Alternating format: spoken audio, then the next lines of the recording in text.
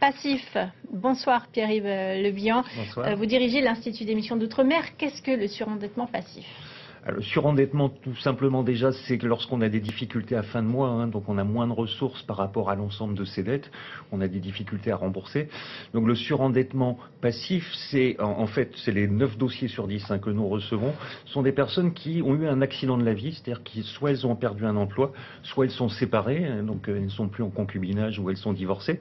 Et donc elles se retrouvent dans une situation où elles ont moins de ressources que précédemment et elles ont du mal à rembourser leurs dettes.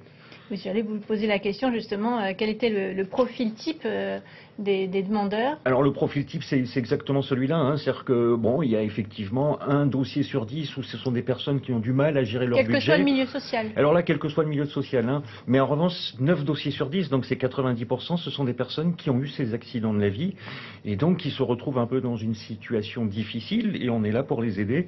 Et cela quand les banques n'ont plus de solution à proposer. Alors voilà, de temps en temps, il y a eu les banques qui ont fait des propositions, mais il n'y a pas que les banques. Donc la commission de surendettement, c'est aussi de rassembler l'ensemble des créanciers, puisque sinon on va rembourser peut-être sa banque ou rembourser son loyer, mais on ne va pas rembourser l'autre créancier.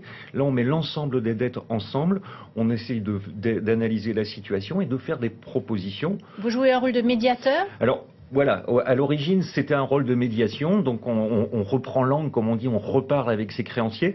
De plus en plus, malheureusement, la situation est difficile et nous avons des dossiers où on peut difficilement faire d'autres propositions, soit de suspendre pendant 2 ans ce qu'on appelle un moratoire, on suspend le paiement de ces dettes, ou alors, c'est quand même 60% des dossiers que nous avons eu à traiter, on va demander à la juge de prononcer l'effacement des créances, puisque de manière irrémédiable, les personnes ne pourront pas rembourser ces créances. Pour ceux qui arrivent tout juste à payer leur retraite, ça peut être vécu comme une injustice de voir que des dettes sont effacées. Alors que des dettes sont effacées, c'est lorsque l'on considère que la situation est irrémédiablement compromise.